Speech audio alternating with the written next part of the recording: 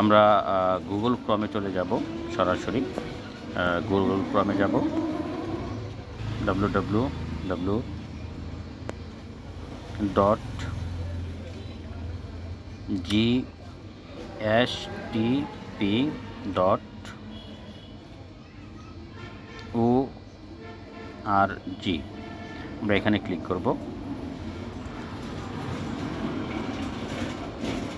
আমরা জিএসটিপি পেজে চলে গেলাম। এখানে এই যে এখানে দেখেন দেওয়া আছে আপনার এই গেট স্টার্ট।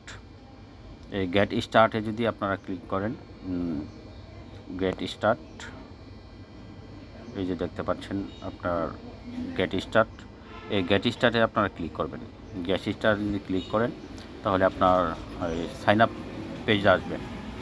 এই সাইন আপ পেজে আপনারা ইউজার নেম আছে, ইউজার নেম আপনার মোবাইল নাম্বার দিতে পারেন অথবা আপনার নাম্বার দিতে পারেন। তারপরে এন্টার ইউজার আইডি, ইউজার আইডিতে আপনার মোবাইল নাম্বার দেবেন। ইউজার আইডিতে আপনার মোবাইল নাম্বার দেবেন।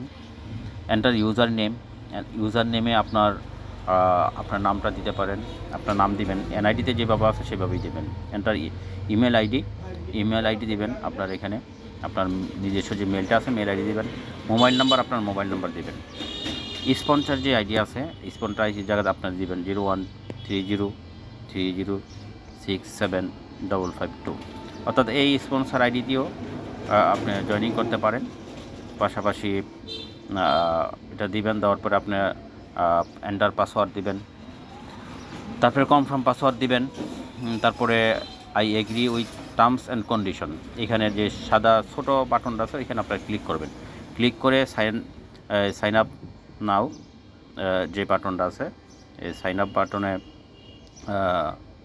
নাও বাটনে আপনারা ক্লিক করবেন। সাইন আপ বাটনে ক্লিক করলেই আপনার রেজিস্ট্রেশন প্রক্রিয়াটা, আপনার অ্যাকাউন্টটা কমপ্লিট হয়ে যাবে। যখন আপনার অ্যাকাউন্ট কমপ্লিট হয়ে যাবে তারপরে আপনারা কোম্পানির ওয়েবসাইটে আবার যাবেন।